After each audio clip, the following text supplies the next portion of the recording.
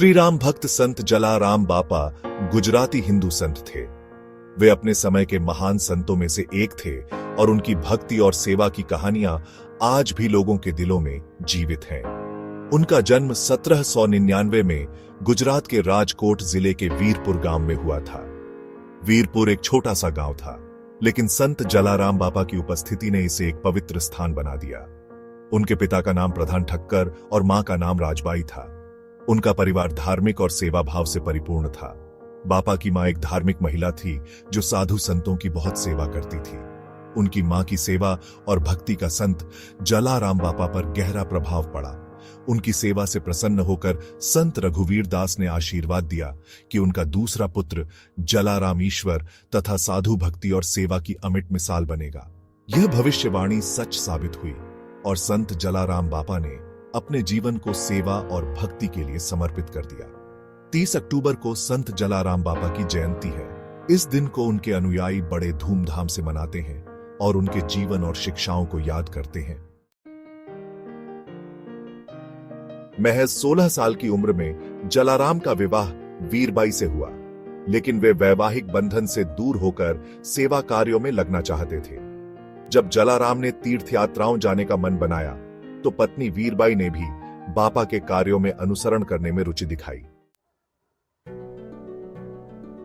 18 साल की उम्र में जलाराम बापा ने फतेहपुर के संत भोजलराम को अपना गुरु स्वीकार किया। गुरु ने गुरुमाला और श्री राम नाम का मंत्र लेकर उन्हें सेवा कार्य में आगे बढ़ने के लिए कहा। तब जलाराम बापा ने सदाव्रत नाम की भोजनशाला बनाई, जहां 24 घंटे साधु संत तथा जरूरतमंद लोगों को भोजन कराया जाता था। संत जलाराम की आयु 20 वर्ष के होने तक उनकी सरलता व भगवत प्रेम की ख्याति चारों तरफ फैल गई। उनकी विनम्रता और सेवा भाव ने लोगों के दिलों में गहरी छाप छोड़ी। लोगों ने तरह तरह से उनके धीरज या धैर्य, प्रेम प्रभु के प्रति अनन्य भक्ति की परीक्षा ली। हर परीक्षा में उन्होंने अपनी अडिग आस्था और धैर्य का परिचय दिया, जिन पर वे खरे उतरे। उनकी हर परीक्षा ने उनके व्यक्तित्व को और भी निखारा। इससे लोगों के मन में संत जलाराम बापा के प्रति अगाध सम्मान उत्पन्न हो गया। उनकी सादगी और भक्ति ने लोगों को बहुत प्रभावित किया। उनके जीवन में उनके आशीर्वाद से कई चमत्कार लोगों ने देखे। इन चमत्कारों ने उनकी ख्याति को और भी बढ़ा दिया, जिनमें से प्रमुख बच्चों की बीमारी ठीक होना व निर्धन का सक्षमता प्राप्त कर लोगों की सेवा करना देखा गया। उनके आशीर्वाद से कई लोगों की जिंदगी बदल गई।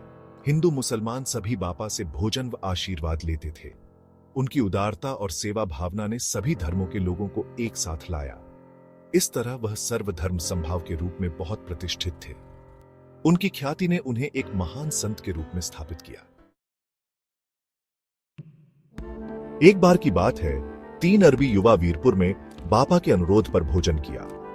भोजन के बाद युवाओं को शर्म महसूस हुई, क्योंकि उन्होंने अपने बैग में पक्षी रखे थे।